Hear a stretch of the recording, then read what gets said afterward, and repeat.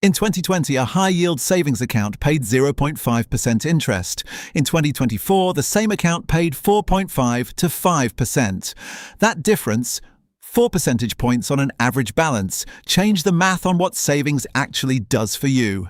This video is about high-yield savings accounts, what they are, what they're not, how to find the best rate, and how someone earning a median income can generate $150 to $250 per month in passive interest income on money they were already going to keep in savings anyway. Let's start with the difference. A traditional savings account at a major bank, Chase, Bank of America, Wells Fargo, currently pays between 0.01 and 0.05% APY. On $20,000, that's $2 to $10 per year in interest, effectively zero.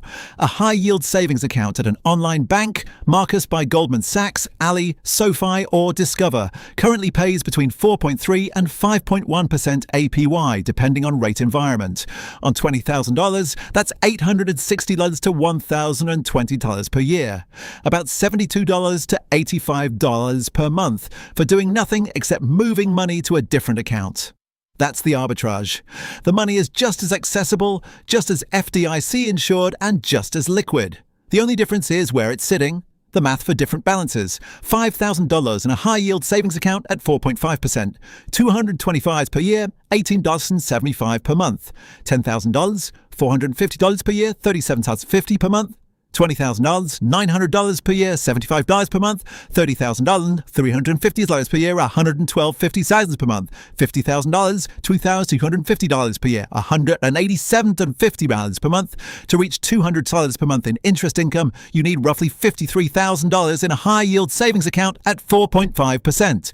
That number goes down as rates rise and up as rates fall. For the average person building an emergency fund or saving toward a medium-term goal, a house down payment, a car, a business investment, a high-yield savings account is the correct place for that money.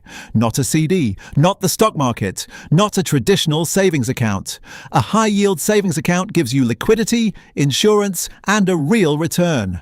Where to find the current best rates? Rates change constantly, so rather than naming a specific account as the best, here's the process. Go to bankrate.com or NerdWallet and filter by high-yield savings accounts. Sort by APY. Look for accounts with no monthly fees, no minimum balance requirements to earn the advertised APY, and FDIC insurance. The top-paying accounts typically come from online-only banks. They have lower overhead than branch banks, which allows them to pass higher rates to depositors. Marcus, Ally, and Discover have had consistently competitive rates for several years and have strong consumer protection records. One thing to check whether the advertised rate is promotional or standard. Some accounts offer a promotional rate for the first 3 to 6 months, then drop to a lower standard rate. The standard rate is what matters for long-term savers. Common questions. Are high-yield savings accounts safe? Yes. Any account at an FDIC-insured institution is insured up to $250,000 per depositor, per ownership category.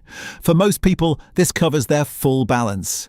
The FDIC has never failed to make a depositor whole on an insured account since 1933. Can I access the money anytime? Yes. High-yield savings accounts are liquid. You can transfer money out whenever you need it. Most transfers to an external bank account take 1 to 2 business days. Some accounts offer same-day transfers. Will the rate change? Yes. High-yield savings account rates are variable and tied to the federal funds rate.